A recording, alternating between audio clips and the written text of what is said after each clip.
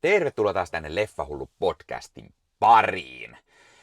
Tällä kertaa arvostelussa 5 Oscarin ehdokas The Substance. Meikäläiset on jo kyselty kovasti, ootko sä nähnyt Substance-leffan, ootko sä nähnyt Substance, tuleeko arvostelu, koska tulee arvostelua? Kyllä, nyt tulee Substance-leffan arvostelua. Mä kauan halusin nähdä tämän leffan, mua kiinnosti tää niinku todella paljon. Se, että elokuva tähdittää Demi Moore, ja hän sai vielä Oscar-ehdokkuuden tästä, ja niin tätä on hehkutettu todella parhaaksi, niin kuin ehkä parhaaksi Demi Moore-leffarooliksi niin kuin vuosikymmeniin tai parhaaksi ikinä, ja hän voittanut jo enemmänkin pystejä tästä roolista, joten tämä oli niin kuin semmoinen, että mä odotin tätä. Sen lisäksi tämä on niin kuin kauhuleffa, kun on body horror-leffa, niin mua kiinnosti tämä todella paljon. Ja mä en päässyt tätä teatteriin katsomaan, koska tänne meille päin tuli tosi vähän näytöksiä, ja se oli niin kuin aina joskus illalla semmoisen aikaa, että en voinut mennä, koska seuraava päivä oli töitä tosi aikaisin, niin ei niin kuin päässyt, ja tuli aika harvakseltaan, ei tullut meillä täällä Raisiossakaan ollenkaan, että niin kuin Turun puolella olisi pitänyt mennä katsomaan. Mutta kun tämä leffa tuli digitaalisesti ostettavaksi, niin mä ostin sen saman tien, samana päivänä, ja katsoin sen vielä samana päivänä, koska mä olin odottanut tätä niin paljon. Mutta millainen leffa Substance sitten onkaan? Ja ennen kaikkea, pidinkö mä siitä leffasta? Ja oliko siinä sitä body horroria? Niin näihin lähdetään hakemaan vastauksia arvostelusta. Mutta tähän kohtaan meikäläinen haluaa mainita myös sen, että Leffahullu YouTube-kanavalla on 1000 tilaajaa. Hei, oikein mahtavaa. Siis kiitos kaikille, jotka olette tilannut meikäläisen Leffahullu-kanavan. Tätä lähdetään juhlistamaan 1000 tilaajan liven merkeissä. Toivottavasti tämän kuun aikana. Ja aiheeksi mä ajattelin listata omia kaikkien aikojen lempileffojani. Ja mukana on myös kilpailuja, jossa mahtavia palkintoja. Toivon mukaan ainakin tämä arvostelu tulee ennen, kun tämä live tulee. Jos on jo tullut live, niin käykää tsiikaamassa. Sen voi aina katsoa koska vaan jälkilähetyksenä. Mutta takaisin The Substance-elokuvan pariin. Substance kertoo tämmöistä ikääntyvästä televisiotähdestä, joka saa käsinsä ainetta, substansseja, jolla hän voi luoda itsestään uuden ja nuoremman version. Vähitellen kuitenkin tälle tähdelle selviää, että tällä substanssella on erittäin ikäviä sivuvaikutuksia. Demi Moore näyttelee tätä ikääntyvää televisiotähteä Elizabeth Sparklea, ja hän on tämmöinen hän on vetänyt tämmöistä jumppaohjelmaa ja on ollut sen suuri tähti, mutta sitten kun hänet halutaan korvata nuoremmalla, niin, ja hänelle tarjoutuu tilaisuus, että hän saa haltuunsa tämmöistä erikoista ainetta, eli substansseja, jolla voi luoda itsestään nuoremman version, niin toki hän kiinnostuu siitä ja ajattelee, että no niin, ei enää näytä sellaiselta vanhalta ja ikääntyneeltä. Ja sitten tulee tämä nuorempi versio kutsuu itseään Sueksi, ja tätä näyttelee Margaret Qualley. Ja sitten tällä substanssilla on sillä on selvät säännöt, eli säännöt, mitä ei saa rikkoa. Ja siihen kuuluu se, että tämän Elisabetin ja Suen pitää tasan viikon välein vaihtaa paikkaa. Mutta sitten tulee se hetki, että Sue alkaa nauttia äkkiä kasvavasta kuuluisuudestaan, kun taas Elisabeth tulee tälle Suelle kateelliseksi, ja viikko kerrallaan eläminen ei tahdo oikein riittää, mutta silti pitää tehdä vähän kaikkensa, jotta pystyy olemaan tämä nuorempi versio, mutta siltä taas tehdä vähän kiusaakin hänelle. Ja tämä leffa kuvaa tosi hienosti sen, miten tämä Demi Mooren Elisabeth hän on ikääntyvä nainen, ja siis Demi Moore sopii täydellisesti tähän rooliin, koska hän on itsekin jo niin kuin vanhempia välillä, ja vähän ehkä sanotaan, että Hollywoodissakin niin se iän myötä naisnäyttelijät, niin ne on just vähän has been, eli halutaan aina vaan nuorempaa verta tilalle, niin sopii niin kuin todella mainiosti tähän, ja sitten kun hän saa tämän nuoremman version, jota Margaret Qualley näyttelee myös todella mahtavasti, niin niin tämä Demi Mooren Elisabeth tulee sille kateelliseksi ja tekee sille vähän kiusaa ja näin, mutta sitten tajuu kuitenkin, että ei hän halua olla vanha, vaan hän haluaa nimenomaan olla nuorempi. Ja sitten kun aletaan sitä sääntöä rikkomaan, niin toimii niin kuin hyvin. Tulee ihan inasen tästä ideasta, niin kuin, että sääntöä rikotaan, niin mieleen Gremlins ehkä, koska siinäkin oli niin selvät se säännöt, ja sitten niitä ei saa rikkoa, ja sitten niitä kuitenkin rikotaan. Niin kuin aina tämmöisessä leffoissa käy. Mutta sen lisäksi tässä leffassa tulee ehkä mieleen vähän kuolema pukee häntä tyylinen niin kuin nuoruuden tavoittelu ja ikuisesti eläminen ja tämmöinen, ja toimii todella hyvin. Tässä leffassa on todella tyylikästä kuvausta ja tämmöistä niin kuin tyylikkään pelkistettyä lavastusta. Ja leffassa on todella paljon semmoinen Cronenberg-mäinen fiilis. Vähän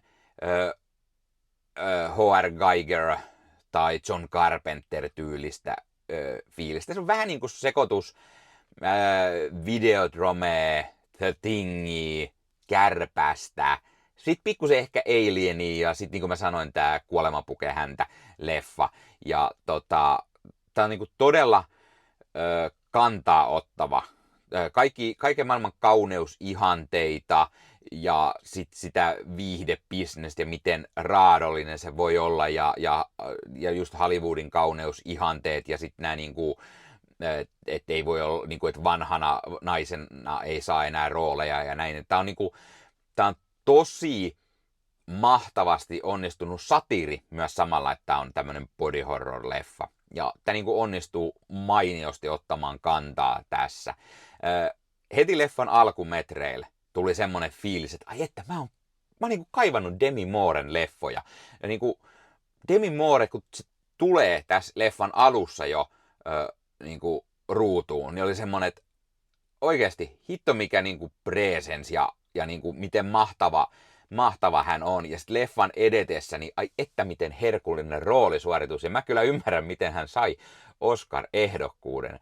Vaikka mä en välttämättä ymmärrä, että tällaisesta leffasta, ei body horror-leffat saa koskaan, niin kuin, ei siitä heru mitään ehdokkuuksia. Tai sitten parhaan elokuvan ehdokkuuden vielä. Niin kuin todella outoa. Mutta todella mahtavaa, että semmonen tuli. Demi Moore tekee siis todella mahtava roolisuorituksen tämmöisenä ikääntyvänä tähtenä, joka kaipaa sitä nuoruuden loistoa, nuoruuden aikaa, kauneutta ja jotenkin se valovoimaisuus ja karisma, mitä Demi Moorella on, niin se on niin mahtavaa. Mutta niin vetää myös Margaret Qualley todella hyvän rooli. Hän on mahtava tämmöinen nuori tähti, joka haluaa koko ajan lisää ja lisää sitä tähteyttä, huomiota, kuuluisuutta. Ei siedä yhtään mitään vanhempaa naista, vanhempaa akkaa, vaan haluaa olla se nuori ja toimii todella mahtavasti. Dennis Quaid on niin mahtava, mutta niin semmoinen ällöttävä, niin semmoinen studiopamppu, semmoinen, joka on tämän jumppaohjelmasta vastuusta, haluaa nuoria, kauniita naisia ja käy vähän ehkä tuijottaa niitä ja semmoista niinku oikein pervo, semmoinen, tulee mieleen vähän niin kuin Harvey Weinstein, ja tää on varmaan just vähän semmoinen niinku piikki siihen suuntaan, koska tää on niin semmoinen ylitselyä, semmoinen satiirisen ällöttävä, mutta silti semmoinen koominen, ja Dennis Quaid on tosi hyvä valinta tähän rooliin. Ja nämä on ehkä ne 3 niin kuin tärkeintä näyttelijää, mitä tässä leffassa on. Ja mikä tulee eniten esille. Siellä on muutamia sivuhahmoja, mutta ne on kaikki vähän näyttelijät sellaisia, ei edes muista niin kuin nimiä. Enkä mä itse ole kirjoittanut niitä edes ylös tähän näin, koska nämä 3 on se, jota tämän leffan valovoimainen trio on. Loppuun kohden tässä leffassa tulee enemmän näitä kauhuelementtejä. Mä epäilin, tai niin kuin mietin alussa, että ei tämä nyt hirveä semmoista body horroria ja kauhua ole, vaan tämä on niinku enemmän just semmoinen kertomus Hollywoodista ja sen niinku kauneusihanteesta ja siinä, että haluaa olla nuorempi versio itsestään. Ja tässä on heti alussa sellaisia fiiliksiä, varsinkin kun tulee tämä vaihtuminen tähän nuorempaan kehoon, niin siinä tulee sitä body horror fiilistä, mutta ei ollut ihan niin paljon. Mä mietin, että okei, eikö tässä ole, mutta siis mitä pidemmän leffa menee, sen enemmän sitä tulee. Ja lopussa sitä on jopa niin paljon liikaa, että sä vähän mietit, että oikeasti menikö tämä nyt kuitenkin vähän liikaa yli tämän niin kuin body horrorin kanssa. Tässä on myös paljon semmoista epämiellyttävää kuvastoa ja just siellä loppupuolella, ja sulla tulee vähän semmoinen fiilis, että nyt mä en ole ihan varma, että oliko tätä jopa liikaa. Mutta se tekee myös semmoisen, vähän niin kuin Cronenberg-mäisen, semmoisen pikkusen liian koomisen, tyylisen se body horrorin kanssa siellä ihan loppupuolella. Se vetää niin paljon ylitte, että mä pikkusen rokotan, mä annan pikkusen siitä miinusta, koska niinku, tämä olisi toiminut mun mielestä tosi mahtavasti ilman sitä lopun oikein överiä sekoilua. Ja siitä tulee enemmän semmoinen niin kuin vähän skifi-elementtiä mukaan myös, mikä olisi voinut jättää tästä leffasta pois. Varmasti se on monelle niin kuin tosi isoakin isompaa nannaa, mutta ei ihan vaan just meikäläiselle. Mä suosittelen siis silti todella paljon tätä leffaa, vaikka tämä loppu ei ehkä ollut mun maku, mutta niin kuin iso suositus, mut pieni varoitus sille, että elokuvan kuvasto on aika rankkaa. Paljon niin kuin, jopa vähän yököttävääkin katsottavaa. Paljon paljasta pintaa ja sen niin kuin semmoista tihkuu sitä erotiikkaa, koska siinä on, no tässä mässäilen joidenkin mielestä ehkä jopa liikaa, mä näin jonkun semmoisen arvostelun, mutta mun mielestä sopii aikaan, niin kuin se sopii tähän koko maailmaan ja siihen nuoruuden tavoitteluun ja sitten miten haluaa olla vanha ja niin kuin näin.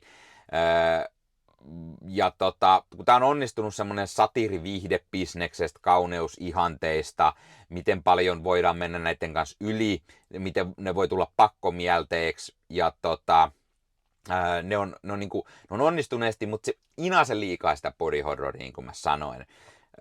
Tämän elokuvan on ohjannut ja käsikirjoittanut Coralie Fargate, ja tämä on tosi onnistunut niin kuin kaikilta muilta osa-alueilta, paitsi pikkusen liikaa sitä body horroria, mutta silti body horrori leffana, tämä on oikeasti mestariteosta, tämä on todella mahtava.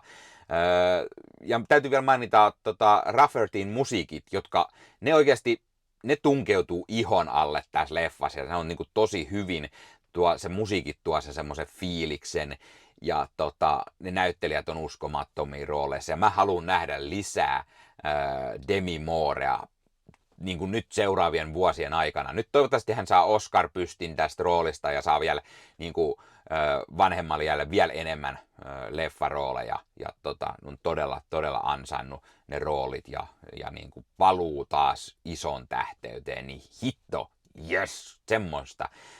Arvosanaksi mä annan tälle sen 9/10. Mä rokotan just sen verran siitä, se loppu menee niin ylitte, että sen takia. Mutta on ehdottomasti semmonen leffa, että vaikka se loppu menee yli, niin mulla tulee mieleen just toi Robert Eggersin The Lighthouse, niin mä luulen, että tää on semmoinen leffa, että tätä ajattelee niin kuin tämän jälkeen todella paljon, jää niin kuin mieleen, niin mä luulen, että jos tätä katsoo enemmän, niin saattaa olla, että mä kuitenkin taivun lopulta sinne 10, koska tää on todella hieno elokuva ja tää on yksi viime vuoden parhaista leffoista. Ja tää on niinku semmonen, että kun mä katsoin sen vasta nyt, mutta jos mä olisin kattonut, kun mä tein listauksen viime vuoden parhaista leffoista, niin mä luulen, että tää olisi noussut sinne tosi kärkikahinoihin, koska tää oli todella hyvä ja todella iso suositus, jos et ole vielä nähnyt.